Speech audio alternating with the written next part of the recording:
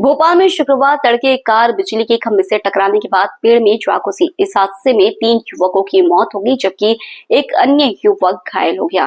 तीनों मृतक स्कूल समय से दोस्त थे और शहर के उपनगर बैरागढ़ में रहते थे। जानकारी के अनुसार गाड़ी में सवार चारों युवक खाना खाने के लिए सीहोर गए थे और हादसे के वक्त वे वहां से लौट रहे थे। वहीं हादसे के वक्त वहां मौजूद चश्मदीदों का दावा है कि सूचना देने के करीब 1 घंटे बाद पुलिस और एम्बुलेंस मौके पर पहुंची। एक्सीडेंट इतना खतरनाक था कि खंभे और पेड़ से टकराने के बाद गाड़ी 2 हिस्सों में टूट गई, जिसके बाद आगे बैठे युवकों के शव वाहन के डैशबोर्ड को काटकर निकालने पड़े। हादसे में मारे गए युवकों की पहचान प्रीत आहूजा, विशाल डाबी और पंकज सिसोदिया के रूप में हुई है। इनमें से प्रीत का कपड़े का व्यापार था और विशाल उसी की दुकान पर काम करता था। वहीं तीसरा मृतक पंकज का भी छोटा सा कारोबार था।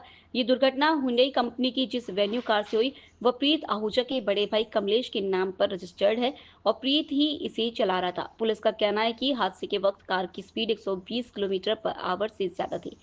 पुलिस ने बताया कि ये दुर्घटना खजूरी सड़क हादसा क्षेत्र में तड़के करीब 3 बजे हुई और इस हादसे में 25 से 30 साल की उम्र के 3 लोगों की घटनास्थल पर ही मौत हो गई। उन्होंने बताया कि कार में सवार चौथे व्यक्ति को गंभीर चोट आई और उसे बैरागढ़ स्थित चिरायु अस्पताल में भर्ती कराया गया। घायल शख्स की पहचान राहुल के रूप में हुई है। सड़क हादसा एक भीषण हादसा हुआ है। एक हादसे में गंभीर घटना हुई। प्रथम दृष्टया उसमें कारण ओवर स्पीडिंग माना जा रहा है। घटना रात के 2-2:30 बजे के बाद की है और इस घटना में खासतौर पे ओवर स्पीडिंग के कारण दुर्घटना हुई है। घटना के बाकी विभिन्न कारणों की जांच करके उसमें कार्रवाई की जाएगी। उसमें 3 लोग हैं जो इस दुर्घटना का शिकार हुए, लेकिन प्रथम दृष्टया इस घटना में कारण ओवर स्पीडिंग मानी गई और इसलिए पुलिस जब लगातार कार्रवाई भी करती है और जब जागरूकता अभियान भी चलाती है तो उसके पीछे उद्देश्य लोगों की सुरक्षा होती है।